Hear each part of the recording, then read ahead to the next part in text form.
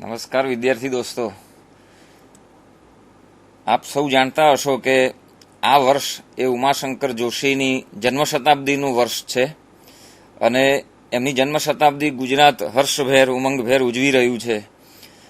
આજે તમારી સાથે ઉમાશંકર જોશી વિશે, એમના સર્જન વિશે, એમના જીવન વિશે થોડોક પરિચય તમને મળી રહે એવી વાત કરીશું.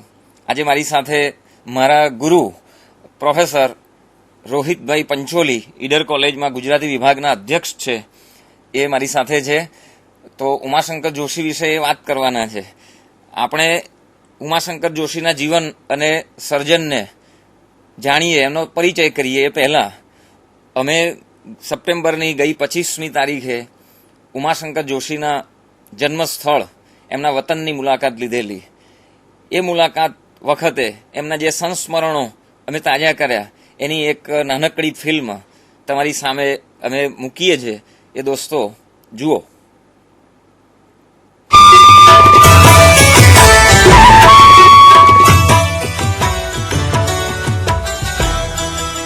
ઈડર કોલેજની આ લાઇબ્રેરીનો એક ઉમાશંકર જોશી પીઠ બનાવી છે એમણે. એનો આ સરસ મજાનો કોર્નર, ઉમાશંકર જોશીનું સમગ્ર સર્જન આપની સામે છે. માત્ર ગુજરાતી કવિ નહીં, પણ હું ગુર્જર ભારતવાસી એમ કહેનાર આ આપણા વૈશ્વિક કવિ ઉમાશંકર જોશી.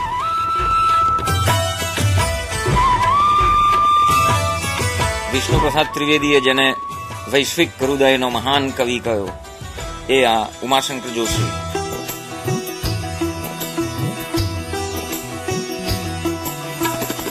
એમના વતન બામણા જઈએ આપણે. ઈડર તાલુકામાં આવેલું બામણા એ કવિનું જન્મસ્થળ છે. એ જન્મસ્થળની અમે 25મી તારીખે 25મી સપ્ટેમ્બરે મુલાકાત લીધી. 21/7/2007 રોજ એમની આ પ્રતિમાનું અનાવરણ થયેલું.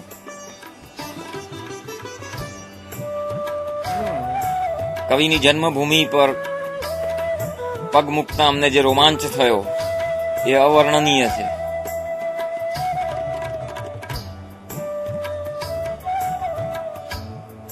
આ એ એમનું ઘર છે, ઉમાશંકર જોશીનું, આપણા કવિનું એ નિવાસ સ્થાન, જ્યાં એ જન્મ્યા.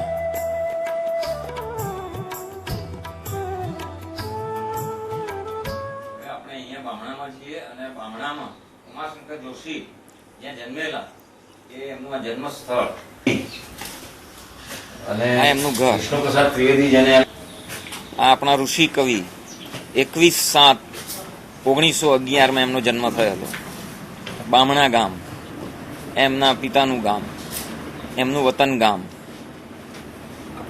આમ તો એમના પિતા જેઠાલાલ મૂળ શામળાજી પાસેના ડુંગરોમાં આવેલું લુસડી એના વતની.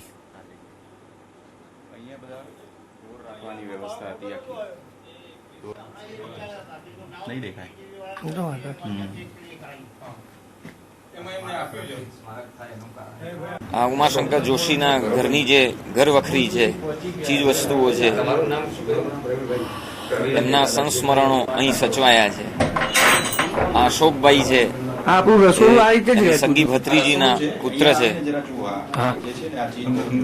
એ ઘરની એક એક વસ્તુને ઓળખી બતાવે છે. અશોકભાઈએ એવો રોમાંચ વ્યક્ત કરેલો કે જ્યાં મારા દાદાજી જન્મેલા ત્યાં જ હું જન્મ્યો. આ અદભુત ક્ષણો હતી અમારી. એમના ઘરમાં અમે ફરી રહ્યા હતા.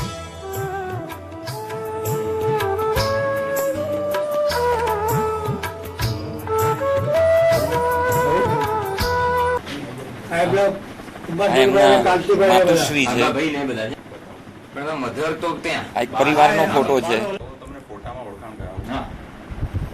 જે પ્રમાણે રામશંકર જેઠાલાલ જોશી સૌથી મોટા ભાઈ, બરોબર, જેના પર કવિતા લખાયેલી સદગત એમના ગુજરી ગયા પછી આ ચુનીલાલ જેઠાલાલ જોશી, જે ઉમાશંકર જોશીના નાના ભાઈ. ઉમાશંકર જોશી પોતે સ્વયં કાંતિલાલ જોશી, જે સીએન હાઈસ્કૂલના પ્રિન્સિપાલ હતા છેલ્લે. આ દેવેન્દ્ર સૌથી જેઠાલાલ જોશી, હા, સૌથી નાના. સૌથી નાના, હા. જે અમદાવાદમાં હમણાં 2-3 વર્ષ પહેલા ગુજરી ગયા. હા. આ એમના બેનનો ફોટો છે, જશોદાબેન. જશોદાબેન. હા. પછી આ કોણ છે? આ પણ એ જ છે, રામશંકર જેઠાલાલ જોશી, સૌથી મોટા ભાઈ. સૌથી મોટા ભાઈ. ડિગ્રી મળી ને હા હા ત્યારે. LLB થયેલા. ના, ડિગ્રી એટલે સોરી એ Solicitor કે? નહીં, ગ્રેજ્યુએટ સગા કાકા. હા, એટલે ઉમાશંકર જોશી મારા સગા કાકા. હા હા દિવાળીબેન ચુનીલાલ જોશી મારી બાની બા. બાને. હા નંદિની. અને એમનો પોતાનો, હા બસ બરોબર. હા અને પછી જ્યોત્સનાબેન. હા અહીંયા આમ એક પેલું હતું, આ કબાટ. આપો એમ. મારું નામ અશોક રામશંકર જોશી. એટલે ઉમાશંકર તમારે શું થાય? મારી બાના કાકા છે. બાના કાકા થાય, સગા કાકા. હા. જ્યારે મેં તમને જે વાત કરી એ પ્રમાણે અહીંયાથી વિરમગામ જ્યારે જેઠાદાદા ગયા હતા ત્યારે પોતે ઘોડા પર ગયા હતા. દાદાજી વિરમગામ દાદાજી જેલમાં હતા. જેલમાં. હા, જેલમાં હતા ત્યારે મળવા ગયા હતા. ગાંધીજી સાથે જે સત્યાગ્રહમાં એટલે જોડાયા, વિસાપુર જેલમાં હતા એ જુદી એ પાછી. ખબર નથી મને. આ વિરમગામ વિરમગામની ખબર છે હા એ ખાલી. એટલી ખબર છે. બરોબર. અને દાદા હા, બરોબર. અને ઉમાશંકરભાઈ ત્યાં આવ્યાના હોય એટલે મને હીરાબેન પહેલેથી કહી દેતા કે ઉમાશંકરભાઈ આવવાના છે. હું બામણાનો તો એટલે ખબર હતી એમને. હા. તો એમની ત્યાં મને બોલાવે પણ ખરા. હમ. અને ઉમાશંકરભાઈ સાથે વાતચીત પણ થાય મારી. બરોબર. હા. એ વખત તમારી ઉંમર કેટલી હશે? મારી લગભગ 14-15 વર્ષની ઉંમર. 14-15 વર્ષની ઉંમર.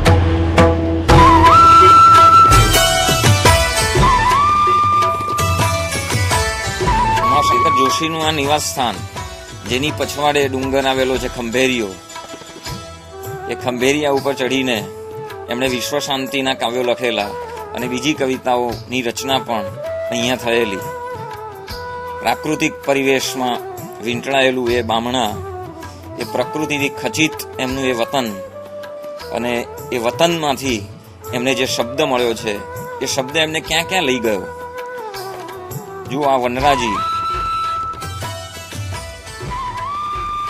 ઘરની બિલકુલ પાછળ ખંભેરિયો ડુંગર.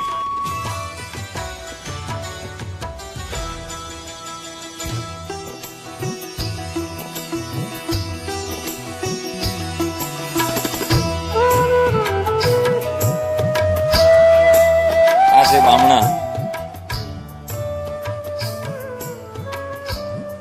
નિર્મળ ગામ જેને કહી શકાય એવું બામણા. હજુ 25મી સપ્ટેમ્બરે જ અમે એની મુલાકાત કરી.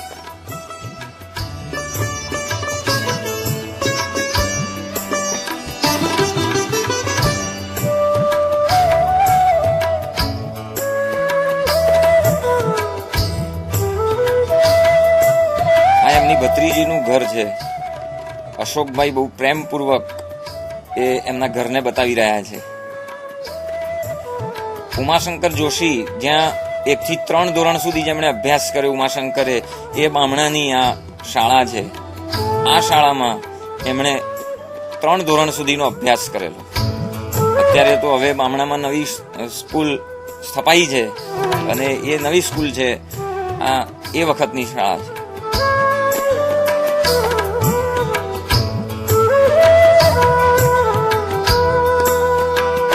ત્યાં સ્કૂલ સ્થપાઈ તો એનો ઇતિહાસ બહુ રસપ્રદ છે કે આ જે સ્કૂલ તમે જોઈ રહ્યા છો બામણાની, એ સ્કૂલના 2 ટ્રસ્ટીઓ એ ચાલતા જ્યાં ભેગા થયા ત્યાં એ સ્કૂલ બની.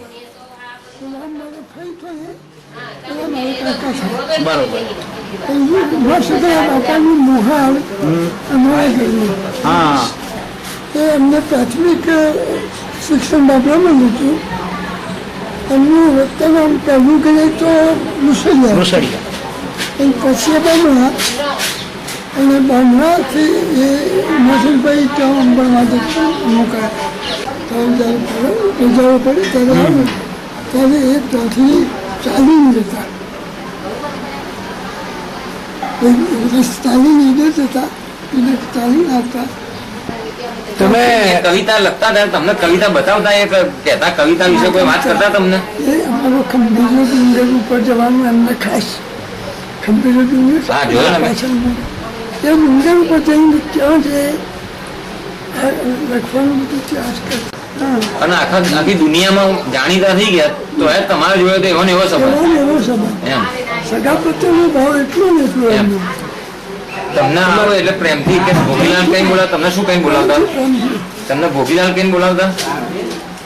ભોગીભાઈ કરી ભોગીભાઈ કઈ બોલાવતા. તમારે બધી આમ અંતરંગ બધી તમારી જોડે વાત કરતા કંઈ ક્યાંક ખોટું લાગ્યું હોય ક્યાંક કંઈક બોલ્યા હોય આ તે એવી કોઈ વાત કરતા બધું શાંતિથી વાતો થતી એ બધું તમારી આગળ દિલ ખોલતા રસ્તા દિલ ખોલતા એની વચ્ચે ખૂબ પ્રેમ કવિતા પ્રત્યે પણ પ્રેમ અને પહેલાથી જ એમનું સ્મરણ કર્યું તમને આ વિશે કઈ કહેતા આ દુઃખ તમને કે આ ગામે આવું કર્યું કે એવી કોઈ દુઃખની વાત એવી તમારી જોડે વાત નહીં ફરિયાદ કેવું એવો કોઈ ફરિયાદ નહીં, કોઈ અસંતોષ નહીં, કોઈની સાથે એમને કોઈ વિવાદ નહીં. તમને આમ કોઈ કવિતા એમની ગમતી હોય એવી ખબર તમને અત્યારે હાલ યાદ આવતી હોય એવી? ભમવાતા ડુંગરા ભૂમિયા વિના મારે ભમવાતા ડુંગરા એમ બધું ચોપડીઓ તમે વાંચેલી જ છે. હવે ગાણું અધૂરું મેલમાં લેવા હાલમાં ગાણું અધૂરું મેલમાં હે મહાન કવિ હતા. હમણાંથી હવે આપણે ઈડર જઈ રહ્યા છીએ. ચોથું ધોરણ એમણે ઈડર આવીને પૂરું કરેલું અને ત્યાર પછી ચોથા ધોરણ પછી એમણે એંગ્લો વર્નાક્યુલર સ્કૂલ તરીકે જે ઓળખાતી એ વખતે સ્કૂલ, અત્યારે હાલ જે સર પ્રતાપ હાઈસ્કૂલ તરીકે ઓળખાય છે એ સ્કૂલમાં અભ્યાસ કરેલો. વર્નાક્યુલર સ્કૂલ એવું એ વખતનું નામ હતું, અત્યારે સર પ્રતાપ હાઈસ્કૂલ છે. 1890 ઉમાશંકર જોશી અહીંયા કેટલા વર્ષ ભણેલા? લગભગ 6 વર્ષ એમને અભ્યાસ કર્યો. 19 થી 1927 દરમિયાન 6 વર્ષ અહીં સર પ્રતાપ હાઈસ્કૂલ અત્યારની કહેવાય એમાં ભણેલા હતી. કેસરી બોર્ડિંગ કહેવાય છે. એ વખતે ત્યાં એમને અભ્યાસ કર્યો. એટલે એ બોર્ડિંગ ક્યાં છે? અહીં સર પ્રતાપના ગ્રાઉન્ડમાં છે. ગ્રાઉન્ડમાં 5 વર્ષ પહેલા અને 8 વર્ષ પહેલા લોકો તો અને કેસરી બોર્ડિંગ છે જ્યાં ઉમાશંકર 6 વર્ષ સુધી છાત્રાવાસ કરેલો અને અભ્યાસ કરેલો. બન્નાલાલ એમને અહીં જ મળેલા. સર કેસરીસિંહજીએ બંધાવેલી એ બોર્ડિંગ આ સર પ્રતાપ હાઈસ્કૂલ. આ સ્કૂલના વર્ગખંડોમાં ઉમાશંકર ભણેલા. 10મા ધોરણ સુધી એમણે અહીં અભ્યાસ કર્યો.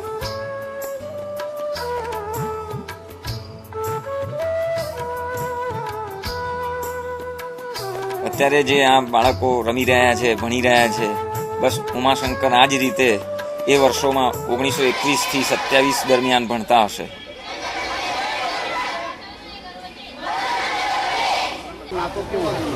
હું કહું કે ઈડરમાં ભણતા ત્યારે નહીં, પછી ભણ્યા પછી જ્યારે સારા રાષ્ટ્રમાં કવિ તરીકેની પ્રસિદ્ધિ મેળવ્યા પછી પણ એ ઈડર આવવાનું 1 વર્ષમાં 1 વખત તો સાચું. અને જ્યારે આવે ત્યારે કે મારા પેલા રાયચંદ માસ્તર જીવ છે કે ભાઈ મને પહેલાં એમના ઘેર લઈ ગયો. અને એ રહ્યા એ દરમિયાનમાં એમણે કુદરત સાથેનો પ્રેમ જે લખાણમાં બતાવ્યો છે એ નવી પ્રતીતિ જોવી હોય તો આજે એ ડુંગરો હજી એની સ્થિતિમાં મોજૂદ છે. થોડા બોળા બની ગયા છે પણ હજી એ જ ગલ્યું એમ પૂછ્યા આવે ખૂબ પેલી બાણગંગા તને યાદ છે હજી ચાલે છે. પેલા ડુંગર ઉપર ચડીને પછી અંદર પાણી દેતા આપણે ઊંટો રાખીએ હવે કે આગળ વધવું જ નથી. આપણે આખા વિસ્તારમાં કે શૈક્ષણિક પ્રવૃત્તિને અમારે કરવી જ નથી. શું કરીએ કે કોલેજની સ્થાપના કરો. કેમ ના થાય? તમે કોલેજ ભરો. તમે હરિહરભાઈ શુક્લ નહીં બોલાવી લો, એ મહેસાણા હતા, તેમને બોલાવી લો અને આપણે કોલેજની સ્થાપના કરી. મહેસાણામાંથી સ્ટાફ લઈ આવો. એ બધાના જોડે સતત અંગત સંપર્ક રાખીને 2-3 વર્ષે ઈડનની કોલેજમાં વગર બોલાયેલા આવીને ઉભા રહેતા એ મહાપુરુષોએ મને એમ થાય કે માનવ બનવાનું. માનવમાં આપણે અતિ માનવ, નાનામાં નાનો હું માણસ બનું તો ઘણું માનવ. એમને મોટા છે. એમણે તો વિશ્વ શાંતિ જેવા કાવ્યો લખ્યા. એમણે છેલ્લા તો રવિન્દ્રનાથ ટાગોરની શાંતિનિકેતનમાં કુલપતિ પદ શોભાવ્યું. એમણે રાજ્યસભાની અંદર વગર ચૂંટાઈને મોકલ્યા. એટલા વાત્સલ્યથી હાથ મૂકીને મને કીધું તમારો શું પ્રશ્ન છે? ત્યારે મેં કીધું સાહેબ અમારે ભોજનમાં લોટમાં જીવડા આવે છે. એટલે સાહેબ તરત હસી ગયા કે ભાઈ આપણે બધા વિદ્યાર્થીઓ અમે જ્યારે ભણતા હતા ત્યારે ઈડરમાં સ્કૂલમાં શું આપણે ટીમ બનાવીને જાતે સફાઈ ના કરીએ તો આપણને શુદ્ધ ખાવાનું મળશે? અમે બધા થોડા મૂંઝાયા. પાછા યુવાન તરીકે ફરી દલીલ કરી કે સાહેબ આ કામ તો કોન્ટ્રાક્ટરનું છે. ત્યારે વાત્સલ્ય મૂર્તિ ઉમાશંકરભાઈએ મને કીધું કે ભાઈ આપણે પણ ધ્યાન રાખીશું અને આપણે સાથે હાથ મિલાવીએ તો મને લાગે છે કે આ સમસ્યા ઊભી નહીં થાય.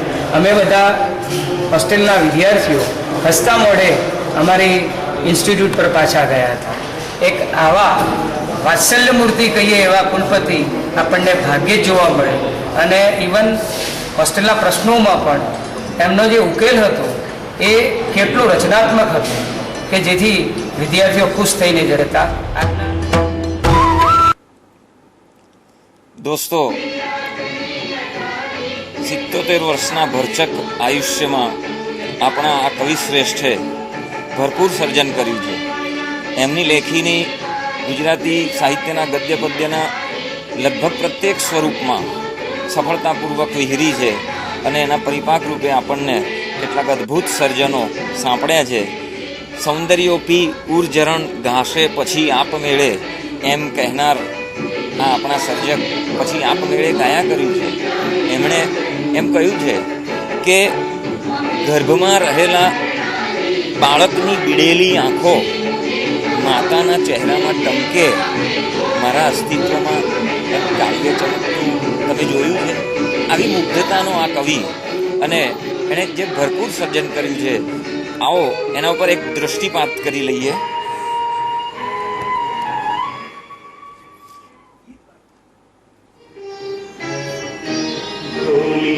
વિના મારે ભૂલવાતા ડુંગરા જંગલની કુંજ કુંજ જોવી હતી. ભૂમિયા વિના મારે ભૂલવાતા ડુંગરા જંગલની કુંજ કુંજ જોવી હતી. જોવી હતી કોતરાને જોવી હતી કંદરા, જોવી હતી કોતરાને જોવી હતી કંદરા, રોતા ઝરણાની આંખ જોવી હતી. ભૂમિયા વિના મારે ભૂમિયા વિના જેણે ડુંગરા ભમ્યા છે એવા આ આપણા સર્જકનું જે સર્જન છે એના ઉપર એક થોડોક દૃષ્ટિપાત આપણે કરી લઈએ. જુઓ,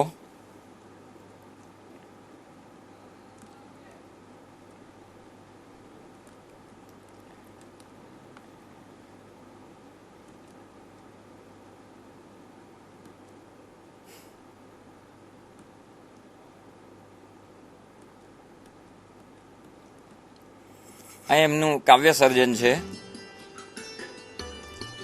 1931 થી 81 સુધી અવિરત એમની કાવ્ય યાત્રા ચાલી. પછી ટૂંકી વાર્તા, વ્યક્તિ મટીને બનો વિશ્વ માનવી, પછી પારકા જણ્યા એકમાત્ર એમની નવલકથા, નિબંધ, વિવેચન,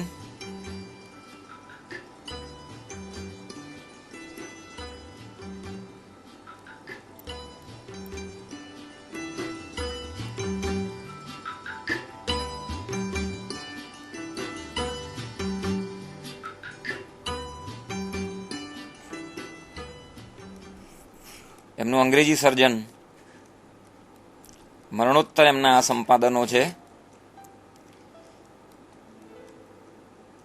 આવા આ સર્જકને વિવિધ પારિતોષિકો પણ એનાયત થયા છે.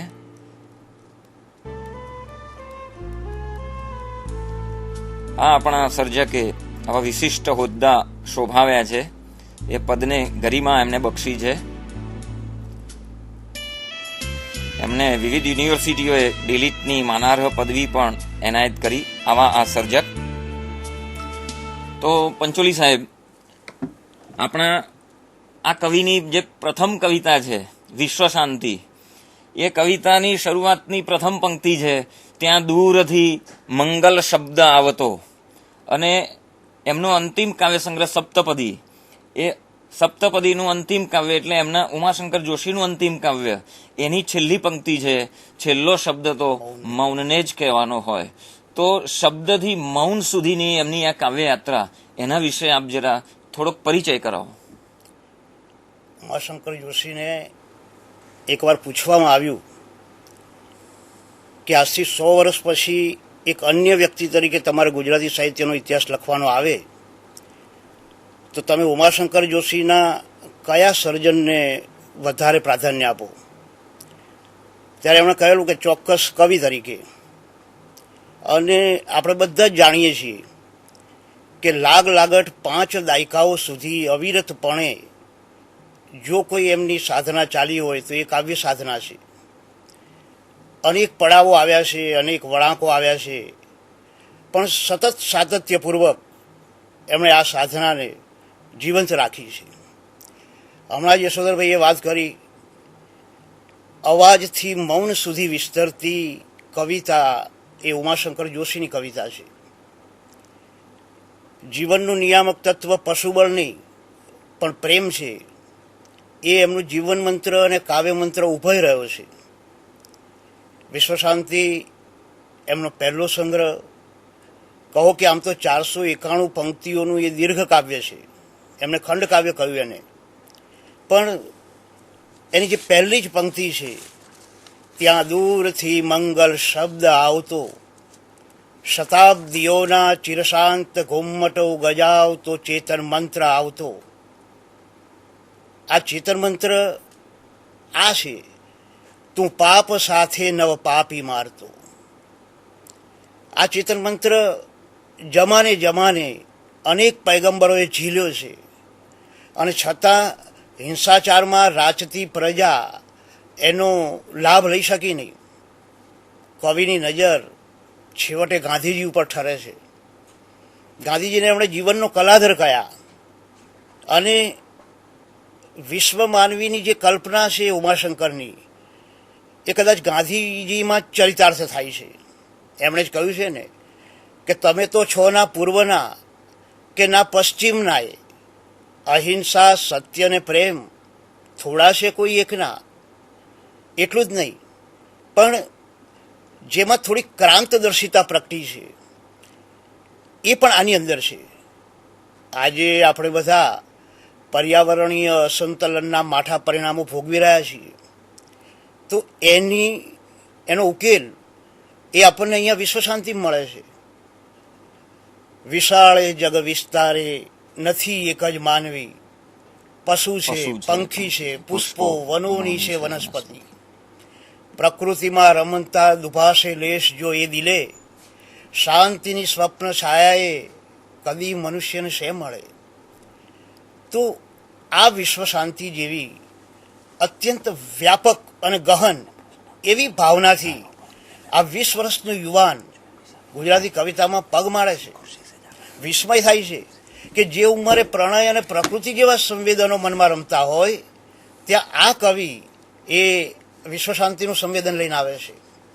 એમનો બીજો સંગ્રહ ગંગોત્રી, જે તત્કાલીન પ્રભાવને બહુ તીવ્ર રીતે ઝીલે છે.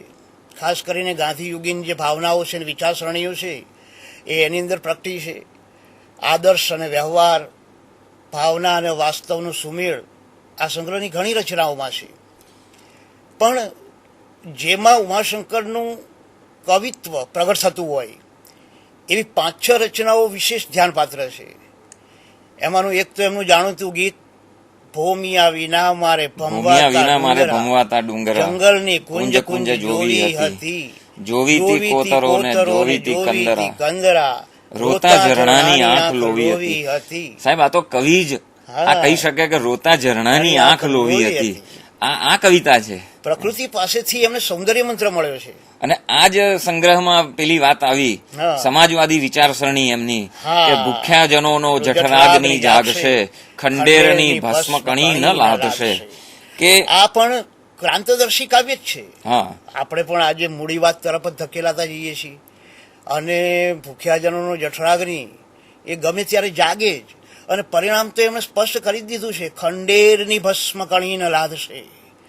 બીડમાં સાંજ વેળા બળતા પાણી, પીંછું, આ બધા આ સંગ્રહના સરસ કાવ્યો છે. અને સુંદરમે એમ કહ્યું કે હું માનવી માનવ થાવ તો ઘણું, એમ જ વિશ્વ શાંતિના આ કવિ એમ કે છે કે વ્યક્તિ મટીને બનું વિશ્વ માનવી, માથે ધરું ધૂળ વસુંધરાની. એક જ સમયના આ બે કવિઓના જે સંવેદનો છે એ કેટલા એકદમ મળતા આવે છે. એટલે તો એમણે સારસ્વત સહોદર કહ્યા છે ને. હા, સાચી વાત છે સર. તો નાની બાળકીને સ્મશાને લઈ જતા હા એક સાવ સામાન્ય ઘટનામાંથી સરળ સહજ રીતે જે ઘેરો કરુણ નિષ્પન્ન થાય છે એ ઉમાશંકર જ કરી શકે. નિશિત જેણે ગુજરાતી ભાષાને વિભૂષિત કરી જ્ઞાનપીઠ એવોર્ડથી, પ્રણમ, મૃત્યુ, આ બધાના સંવેદનો આમાં બધા છે, પણ એનું જે પહેલું જ કાવ્ય છે નિશિત, એમાં જે નાના લાલીય કલ્પના વૈભવ આ કવિએ પ્રગટ કર્યો છે એ અદ્ભુત છે. નિશિત હે નર્તક રુદ્ર રમ્ય, સ્વર્ગંગનો સુહધાર કંઠે, કરાલ ઝંઝા ડમરૂ બજે કરે, પીછા શીર્ષે ઘૂમતા ધૂમકેતુ, તેજો મેઘોની ઉડે દૂર પામરી, હે સૃષ્ટિ પાટે નટરાજ ભવ્ય. આ નિશિથના જુદા જુદા રુદ્ર રમ્ય રૂપો એમણે સાદ્યંત આલેખ્યા છે, અને છેલ્લે એ નિશિથમાંથી, એક દુરિતમાંથી જે હકારાત્મક અર્થ તારવે છે તો માત્ર ઉમાશંકર જ તારવી શકે. મારા દેશે શાશ્વતી સારવરી કશી સરવરી કહીને એ વખતનો જે ગુલામીનો અંધકાર છે અને એ અંધકારમાંથી બહાર આવવાની જે શ્રદ્ધા જન્મી છે, કારણ કે નિશિથ એ ઉષાનો વૈતાલિક છે, તો એ સદ વિચાર એ દુરિત તત્વ પાસેથી પણ લઈ શકે છે. આત્માના ખંડેર કદાચ ઉમાશંકરના શ્રેષ્ઠ કાવ્યોમાંની એક સાચી આ વાત સોનેટ માળા છે. સાચી વાત એક મુગ્ધ યુવાન આ જગત અને જીવનને જીતવાનો મનસૂબો ઘડે છે, એની મહત્વાકાંક્ષા આવે છે, આ ભૂમિનો બનીશ એક દી હું વિજેતા. પણ પછી એ વસ્તુ જગત સાથે અને જીવન વાસ્તવ સાથે જે રીતે સંઘર્ષમાં મુકાય છે, વાસ્તવિક પરિસ્થિતિઓ જે રીતે વિકરાળ બનતી જાય છે, ત્યારે એને ભાન થાય છે, એનો અહમ ઘવાય છે, અને છેવટે એ વાસ્તવિકતાની ભોંય પર આવી જાય છે, જ્યાં છેલ્લા સોનેટની છેલ્લી પંક્તિઓ યથાર્થ જ સુપથ્ય એક, સમજ્યા જવું કશું, અજાણ રમવું કશું, સમજવું રેબાઈએ તે. ઉમાશંકરમાં આ સમજણ છે, અને એ સમજણની આમ તો આજુબાજુ એક બાજુ વિષાદ છે અને બીજી બાજુ હતાશા છે, પણ આપણા કવિ હતાશ થાય એવા નથી. સાહેબ એક વાત વચ્ચે કહું કે ઉમાશંકર જોશીએ 17 વર્ષની ઉંમરે જે પહેલું કાવ્ય લખ્યું નખી સરોવર ઉપર શરદ પૂર્ણિમા, એ પણ આ જ સંગ્રહમાં છે ને. એની સાથે જ ગુજરાતી ભાષાની નોંધપાત્ર કરુણ પ્રશસ્તિ જે સદગત મોટાભાઈને, એ પણ આ જ સંગ્રહમાં છે. અને અમે સૂતા ઝરણાને જગાડ્યું, ઉછીનું ગીત માગ્યું, કે ગીત અમે ગોત્યું ગોત્યું ને ક્યાંય ના જડ્યું. એવા સુંદર મજાના ગીતો પણ આ નિશિથમાં છે. અને આ કાવ્ય સંગ્રહને મોટા ભાગે ધ્યાનમાં રાખીને 1967માં કવિશ્રીને જ્ઞાનપીઠ પુરસ્કાર મળેલો. હા, એમના જે સરળ સહજ અને સુંદર ગીતો કહેવાય, હા સાહેબ, એ નિશિથમાં જ છે. ગાણું અધૂરું મેલ માલ્યા વાલમાં, એ જાણે લોકગીતની કક્ષાનું આ જે ગીત છે એ. અને ગીતોનો એ જમાનામાં પ્રભાવ પુષ્કળ હતો સાહેબ. એ એમના થોડાક પદ્ય રૂપકો જેમણે સંવાદ કાવ્યો કહ્યા છે, એના વિશે થોડીક વાત કરશો? ગુજરાતી કવિતામાં ત્રીજો અવાજ પ્રગટાવવાની એમની મથામણ એ આ બંને સંગ્રહના 7 રૂપકોમાં એમણે પ્રગટ કરી છે. પ્રાચીના એ આમ તો સંવાદ કાવ્યો છે, પણ એ સંવાદ કાવ્યોમાં નાટ્યને વહન કરી શકે એવી પદાવલી, એવી નાટ્યવાણી શોધવાની એમની મથામણ એ સતત રહી છે. અને ખાસ કરીને પાત્રની જે મનસ્થિતિ છે એને વિવિધ ભાવ છટાઓ દ્વારા ભાવ પ્રવણતાથી પ્રગટ કરી શકે એ પ્રકારના એમના પ્રયત્નો રહ્યા છે, અને અવારનવાર એ સફળ પણ થયા છે. કર્ણકૃષ્ણમાં કર્ણ કૃષ્ણની ચાલાકી સમજી જાય છે ત્યારે બોલે છે, વાણી પ્રેરો કૃષ્ણના ભાવપૂર્ણ, સંસારની ઘોર કઠોર વાતે, સહ્યા જવું વિધિદત્ત કાંઈ, કાં ઉર્મિની અંજલિ વ્યર્થ પથ્થરે. અને એવી જ સરસ ભાવછટા કૃષ્ણના મુખે પણ છે. એ ક્રોધ, ચિત્તનું એ કાલકૂટ, સંતોનું એ પેય પિયુષ પુણ્ય, પી જા, પીજા કર્ણ એ રોષ પીજા, જણનારીના કર્ણ બે દોષ પીજા. તો કર્ણ કૃષ્ણમાં એવું જ સાહેબ એમનું જે મંથરા છે, મંથરા એવું પણ સુંદર એમનું પદ્ય નાટક મહાપ્રસ્થાનની છે. એ અંતિમ રચના અને સાચા અર્થમાં જેને આપણે પદ્ય એકાંકી કહીએ હા, એ આપણને મંથરામાં જોવા મળે છે. ખાસ કરીને એક જ વ્યક્તિના બે વિરોધી રૂપો એ અહીંયા એમણે પ્રગટ કરેલા છે. ખાસ કરીને એની જે શરૂઆતની એકોક્તિ છે, એનો નાટ્યાત્મક આરંભ છે, એ અદ્ભુત છે. મંથરા બારી પાસે ઊભી રહીને જુએ છે આખું અયોધ્યા અત્યારે રોશનીથી ઝળહળે છે, આવતીકાલે રામનો રાજ્યાભિષેક છે, અને મંથરા સૂર્યને ઉદ્દેશીને એનું મંથરા તત્વ પ્રગટાવતી કહે છે, હસી લે ઘડીક સૂર્ય, છેલ્લા સ્મિત રશ્મિ સુધી, અયોધ્યા વાસીઓના મન સુપ્રસન્ન જોઈ રાતોમાં તો તુંય, કાલે જો કાળો મેષ ના ઉગે તો કહેજે મને. અને સૂર્ય અસ્ત થાય છે, અને તમે જુઓ કે એની અંદર રહેલું પેલું મંથરા તત્વનું અટ્ટહાસ્ય, ડૂબ્યો ગ્રસ્યો અંધકારે, યૌવરાજ્ય અભિષેક પામનારને ગ્રસે સઘન દુર્ભાગ્ય છાયા. આમ કહીને તરત જે નાટ્ય વસ્તુ છે એને કવિ શરૂ કરી દે છે. પણ મંથરાની અંદર એક જ વ્યક્તિમાં રહેલા સદ અને અસદ આ બે રૂપો એ ઉમાશંકરે અહીંયા પ્રગટ કર્યા છે. ઉમાશંકરની આખી કવિ વ્યક્તિત્વની જે ખાસિયત છે તે આ જ છે કે જે કંઈ દુરિત છે એમાંથી પણ કોઈ હકારાત્મક અર્થ તારવવો અને ન્યાયી રીતે એ રજૂ કરવો, પ્રતિધિકર રીતે રજૂ કરવો, એ એમની વિશેષતા છે. એટલે આપણા આ કવિ એટલે જ મંત્ર દ્રષ્ટા કે યુગ દ્રષ્ટા એમ કહેવાયા ઋષિ કવિ.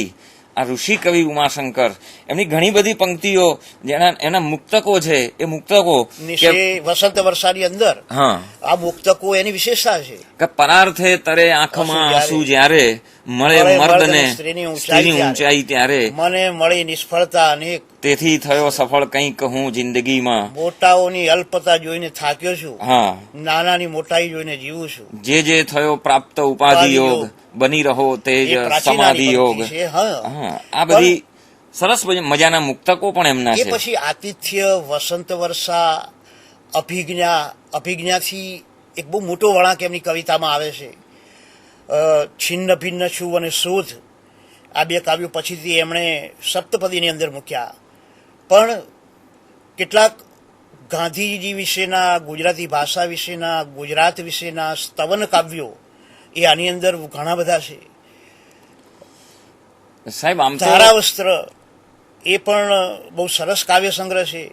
એમાંનું એક નાનકડું જે શીર્ષકસ્થ કાવ્ય છે ધારાવસ્ત્ર, એ અનુગાંધી યુગની જે કવિતા છે એની અસર તરત એમાં દેખાઈ આવે કે આંખથી ઝપાટાભેર કોઈક ચાલ્યું જાય, અચાનક સૂર્ય પણ ક્ષણ હડસેલાઈ જાય, ધડાક બારડા ભીડાય, આકાશમાં ફરફરતું ધારાવસ્ત્ર ઓ પણે લહેરાય, પૃથ્વી રોપ્યા વૃક્ષ એને ઝાલવા મથ્યા કરે, વ્યર્થ હાથ વિજ્યા કરે.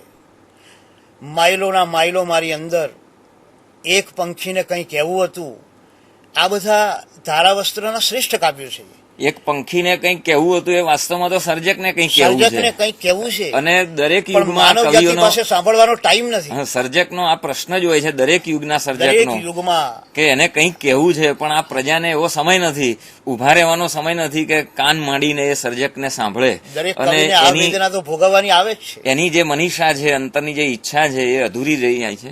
પણ સર કે એમના સર્જક વ્યક્તિત્વના અનેક પાસા છે, એમાંનું જે મુખ્યત્વે જે પાસું છે એ કવિ તરીકેનું પાસું છે. અને માત્ર કવિતાની જ વાત માંડીએ તો પણ એકાદ કલાક તો સામાન્ય રીતે પસાર થઈ જાય, પણ આપણે એના બીજા સર્જક વ્યક્તિત્વના અન્ય જે પાસા છે, ખાસ કરીને ગદ્ય અને એમાં એકાંકી, તો બળકટ એકાંકી ઉમાશંકરે આપ્યા છે. તો થોડીક સાપના ભારાના એકાંકી વિશે થોડીક વાત કરો, 2 મિનિટ 5 મિનિટ.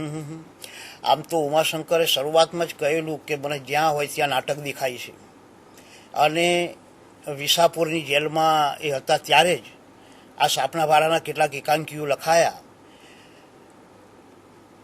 એ સાપના ભારા એકાંકીઓ દ્વારા ગુજરાતી નાટકમાં પહેલી વાર સામાજિક જે વાસ્તવદર્શી ચિત્રો છે એ લાવનાર ઉમાશંકર છે અને ઉત્તર ગુજરાતનું બોલીરૂપ એ પણ લાવનાર ઉમાશંકર છે. આજુબાજુના ગ્રામ જીવનના જે કરુણગર્ભ વાસ્તવદર્શી ચિત્રો છે એ આ સંગ્રહની વિશેષતા છે. એ પાત્રો અને નાટ્યોચિત ઘટના આ પરસ્પર સંકલન સાધીને જે ભાવપ્રવણ સંવાદો નિર્મે છે એ પણ ઉમાશંકરની બહુ મોટી વિશેષતા છે. અને એ ઘટના અને સંવાદના તાણાવાણાથી સંઘર્ષનું નિર્વહન સતત થયા કરે છે. સાપનાવાળા જે પહેલું જ એકાંકી છે એ એકાંકી અંત એ સૌથી વધુ આઘાતક છે. આ બધા એકાંકીઓમાં જે એમણે સામાજિક સમસ્યાઓ મૂકી છે એ સર્વકાલીન છે.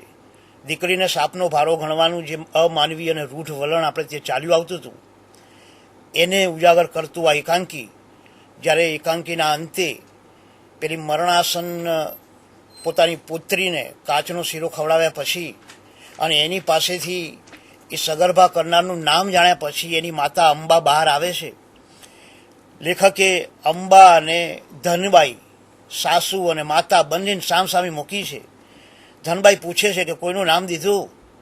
ત્યારે અંબાનો ગુસ્સો એ રાક્ષસ ઉદ્ગારમાં બહાર પડી જાય છે. સામે નંદરામ વેવઈનું નામ સાંભળીને એટલે કે પોતાના પતિનું નામ સાંભળીને પોતાના પતિને આમાં સંડોવતી ગઈ એ જોઈને ધનબાઈનો જે ઉદ્ગાર આવે છે કે રાણ લુચ્છી મારી શૌક્ય, ત્યાં પણ ગુસ્સા મિશ્રિત ઉદ્ગાર છે. અહીંયા પણ ગુસ્સો છે, પણ એક ગુસ્સામાં વેદના છે અને બીજા ગુસ્સામાં વાસ્તવિકતાનો ક્રૂર કઠોર એવો આઘાત છે. ઉમાશંકર પાસે આ જે સચોટ અંત સાધવાની એકાંકીમાં એ બહુ મોટી લાક્ષણિકતા હતી. ઉડણ ચરકલડી જુઓ, કજોડાનો આખો પ્રશ્ન એમાં નિર્માયો છે.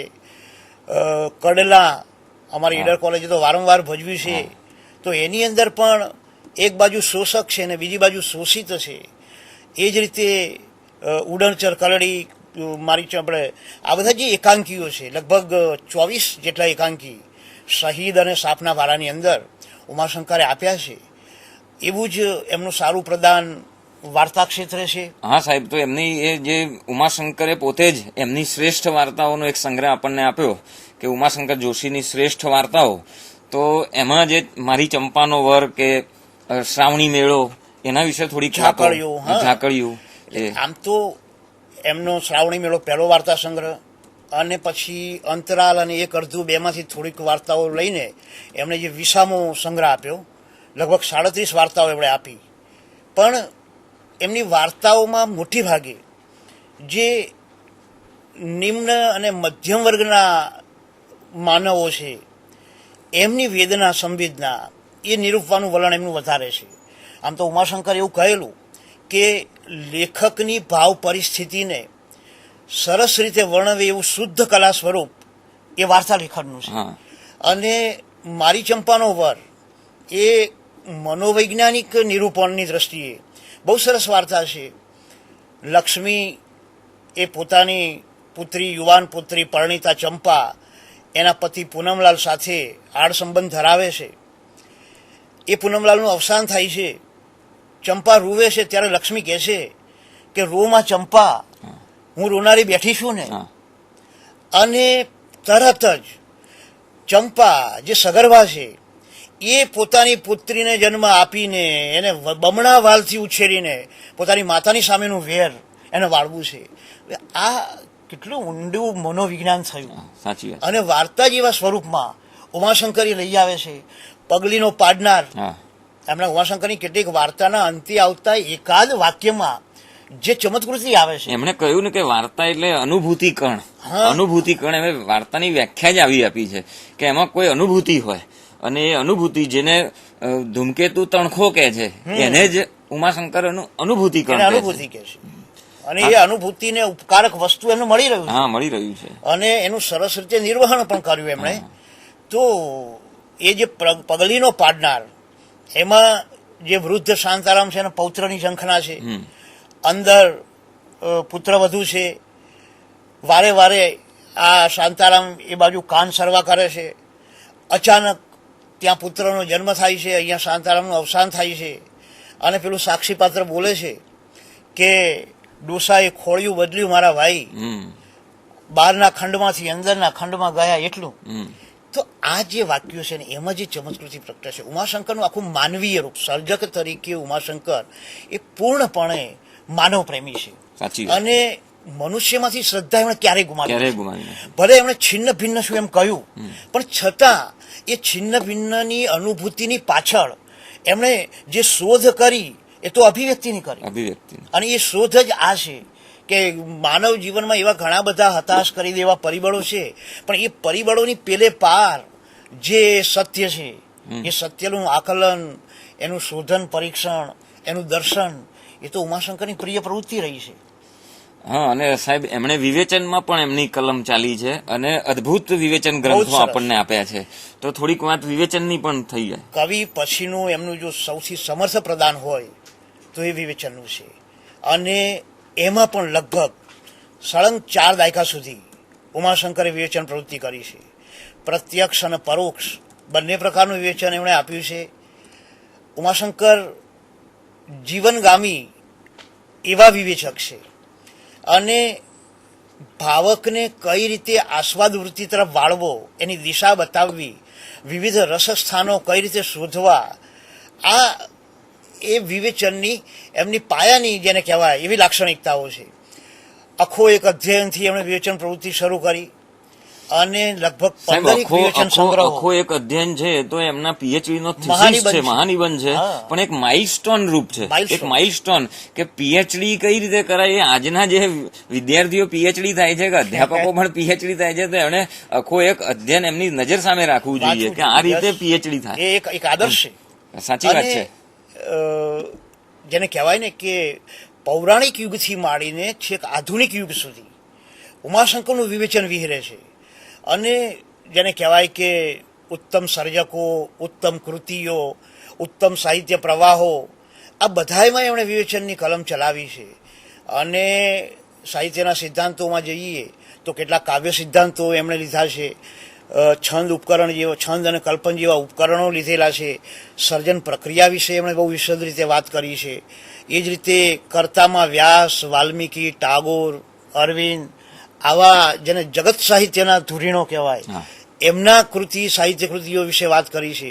એટલું જ નહીં, સૌથી વધારે મહત્વની વાત તો એ છે કે આ કવિ અનુગામી કવિઓ જે રીતે આવે છે અને એમનામાં જે કશુંક નવું એમને દેખાય છે એને બહુ જ સંભાવપૂર્વક એ આવકારે છે. દાખલા તરીકે પ્રહલાદ પારેખની કવિતા આવી તો આંખ કાન નાકની કવિતા કહીને એને તરત જ વેલકમ કરી. શ્રીધરાણી વિશે તો એવું કીધું એમણે, શ્રીધરાણીની અત્યારે જન્મ શતાબ્દી ચાલી રહી છે, તો એ શ્રીધરાણી વિશે એવું કહ્યું કે આ મારા કરતા પણ સારો કવિ બની શકે એમ છે. સાચી વાત. એ જ રીતે હવે આ ઓક્ટોબરથી પ્રહલાદ પારેખની જન્મ શતાબ્દી શરૂ થાય છે. એમણે પ્રિયકાંત મણિયારની જે કવિતા છે વાયુના શિલ્પો એમ કહ્યું, વાયુના શિલ્પો કયા, એટલે એમની જે ઝીણી નજર છે, એ જે મૌલિક અર્થઘટનની એમની શક્તિ છે ને, સાચી વાત છે, એ અદભુત છે. એમના જે આ વિવેચન ગ્રંથોના નામ જ જોઈએ સર, કે કવિની શ્રદ્ધા, કવિનો શબ્દ, કવિની સાધના, કે નિરીક્ષા, એ જોઈએ કે સમસંવેદન, જેને ભવભૂતિ એ સમાન ધર્મ એવો શબ્દ વાપરેલો, તો એવા જ અર્થમાં કંઈક સમસંવેદન એવો વિવેચન ગ્રંથ એમણે આપ્યો છે. વાત સાચી છે. તો એમના ગ્રંથોના નામ પણ એ રીતના છે. હું અહીં એ કહું કે એ ઉત્તમ કવિ બન્યા છે ને એનું કારણ કદાચ ઉત્તમ વિવેચક છે. હા, સાચી વાત છે. એમની સફળતાનું રહસ્ય એમણે જ એમની પંક્તિઓમાં આપેલું છે. એટલે એવું કહેવાય છે કે આપણા વિવેચનમાં એવું કહેવાય છે કે સર્જક અને વિવેચક એ જોડિયા ભાઈ છે. તો ઉમાશંકરમાં એવું લાગે છે કે એમનું જે સર્જક વ્યક્તિત્વ છે એ એક બાજુ સર્જક, બળકટ સર્જક છે અને એવા જ ઉત્તમ વિવેચક છે.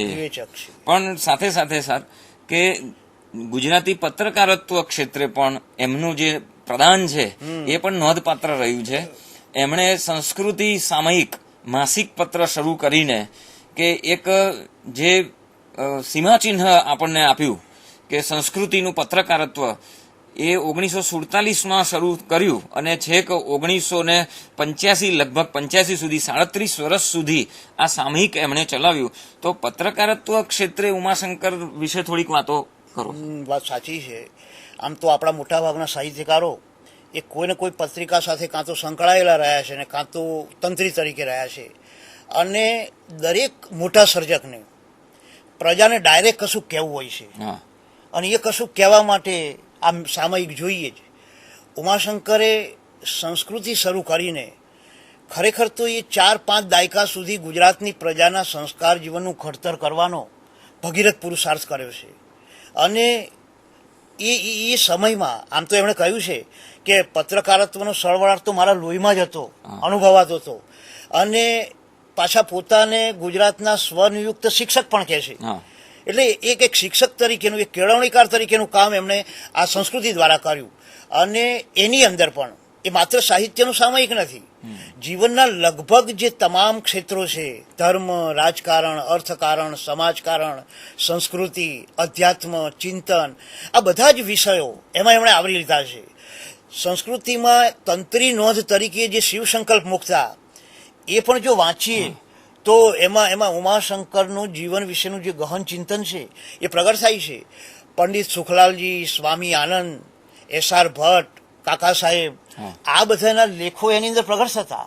અને સંસ્કૃતિમાં કાવ્ય પ્રગટે તો એ કાવ્ય લખનારને કવિ તરીકે આપોઆપ એક નામ મળી જતું. જેમ કુમારમાં કાવ્ય છપાય તો જ એ કવિ કહેવાય, એ રીતે સંસ્કૃતિમાં પણ એવું હતું. અને એમાંય ખાસ કરીને એમણે જે 4 વિશેષાંકો બહાર પાડ્યા છે, એનો 100મો વિશેષાંક એમણે પાડ્યો, 100મો વિશેષાંક લોકશાહી વિશે પાડ્યો, 200મો વિશેષાંક યુરોપીય કવિતા વિશે પાડ્યો, 300મો વિશેષાંક એમણે વિવેચનનો પાડ્યો, 400મો વિશેષાંક ગુજરાતી ભાષાની ઉત્તમ કૃતિઓના આસ્વાદનો પાડ્યો.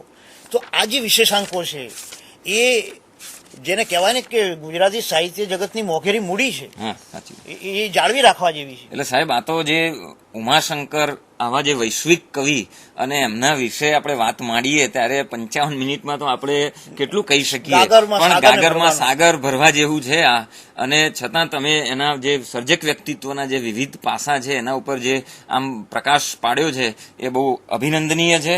ઉમાશંકરે તો એમ કહેલું જ છે કે જ્યારે રહ્યા વર્ષો તેમાં અને ગયા વર્ષો તેમાં, એમાં એમની એક આવી પંક્તિ છે કે બધો પી આકંઠ પ્રણય ભુવનોને કહીશ હું, મળ્યા વર્ષો તેમાં અમૃત લઈ આવ્યો અવનીનું. તો અવનીનું અમૃત પ્રેમ, એ પ્રેમ એમ કે હું સંચિત કર્યો છે, અને પ્રેમ હું જઈને પ્રેમ અને સૌંદર્ય. એમની આ એક સરસ મજાની કવિતા છે સાહેબ, આ દુનિયાની મહાપ્રજાઓ એવું એક કાવ્ય છે એમનું, અને 1953માં એમણે આ રચેલું. બહુ સરસ કાવ્ય છે, એનો હું પાઠ કરું છું. હું એક રમકડું સિંગાપુરથી સાથે લેતો આવ્યો છું, કાગળ પેટીમાં 2 બળિયા પૂરી બગલમાં લાવ્યો છું, એકે ભૂરી લાલ બીજાએ ચડ્ડી ટૂંકી ચઢાવી છે, 2 ઊભા પૈડા પર બાંય ચડાવી નીચે ચાવી છે, ચાવી દીધી મૂક્યા છૂટા તરત શરૂ બથમ બથ્થી, લે તું લેતો જા ચાલે હસે જાઓ અચંબાથી, હમણાં લાલ હઠ્યો ત્યાં તો ભૂરો લોથ થયો દિશે, જોર કરી ઝીંકે મુક્કા મસ્તક ભટકાય મહારીસે, પાછળ ખસતા આગળ ધસતા આખર તો રહે ત્યાંના ત્યાં, ચાવી ઉતરે હાથ વિંજતા ફોગટ ડોલે ઊભા જ્યાં, આ દુનિયાની મહાપ્રજાઓની ચાવી ન શું ઉતરશે, આ દુનિયાની મહાપ્રજાઓની ચાવી ન શું ઉતરશે, કે આને કળ ફરી દઈએ તેમ તું પ્રભુ દીધા કરશે.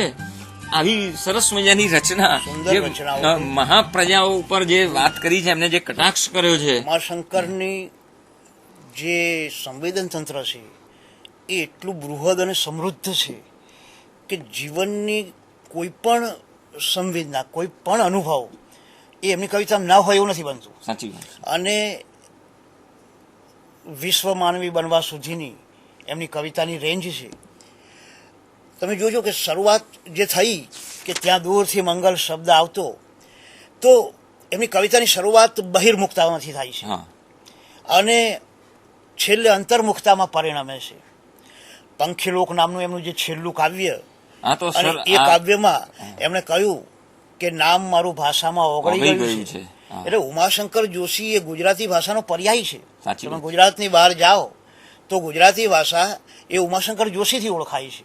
તો સર, આ જન્મ શતાબ્દીએ આપણે તો ધન્ય થઈ ગયા, કારણ કે ઉમાશંકર જોશીના ઘરમાં આપણે હું તો વધારે પગ ધન્ય મૂક્યો છું, છે. કારણ કે અને જે તમે તો ઈડર જ રહો કોલેજમાં છો, તમે જે તો કોલેજમાં હું અત્યારે અધ્યાપક છું એ તો એમના આશીર્વાદથી શરૂ થયેલી કોલેજ છે તો અને આ અવારનવાર ઈ ત્યાં આવતા. જન્મ શતાબ્દી વર્ષ નિમિત્તે આપણે આપણા આ વૈશ્વિક કવિને વંદન કરીને વિરમીએ છીએ. ધન્યવાદ મિત્રો. આવજો.